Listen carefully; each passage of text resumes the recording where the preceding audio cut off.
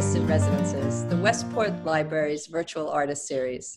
I'm Carol Erger-Fass, and I'm the exhibit curator at the library. Well, thank you very much, Carol. And I appreciate the library giving me this opportunity. We've interviewed so many wonderful artists.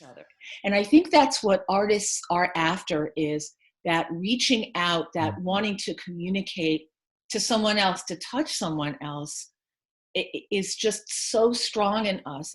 You see Mickey Mouse, and then you see, Mouse Traps 3 for $5. It's almost like, capitalism will eat itself. You'll sell yourself your own death, and it'll be fun, And the funny thing is that her secretary, who called before she could come over, said there are two things you don't do when she comes in. You don't call her Betty, and you don't mention Joan Crawford. Ooh. And so I watched her come out of the car, and she was Betty Davis, smoking and swinging her hips, and came to the door, which Bert answered. And the minute she opened the door, he said, "Hello, Betty." Oh. Very little oil. The paint just goes right on, and it's just beautiful. The other thing I like about the linen is that it can really push into the canvas. And for some reason, I saw a Lego box with the Taj Mahal in it. And I said, oh, this would be a good idea. Let me go try this. This was, I did this the other day. This was 42,125 pieces.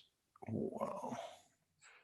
I became inspired to want to photograph the people in my town of Fairfield, in Westport here, who really inspire and were taking huge personal risks to make sure that all of us got our food and got our mail and, could come in on the train if we had to, whatever was going on. The illustrations for picture books, like the Don Quixote, there are about 700 of those paintings. So there's a pretty large body of work involved. Yeah, I would say I've never heard of anyone being more prolific of anybody in any. Miggs, it isn't a question of being prolific. It's a question of being 96 years old and living this long. Yeah, well, even for me, Westport,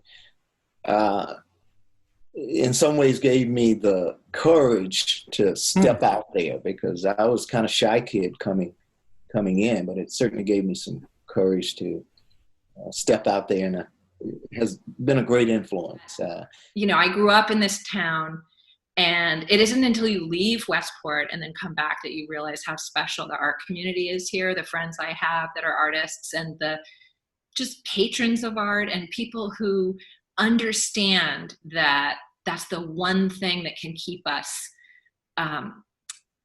whole and human and connected.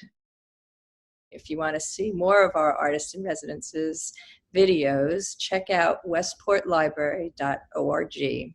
And thanks again, and hope we get to see you at the library soon. I hope so too. Thanks. Bye.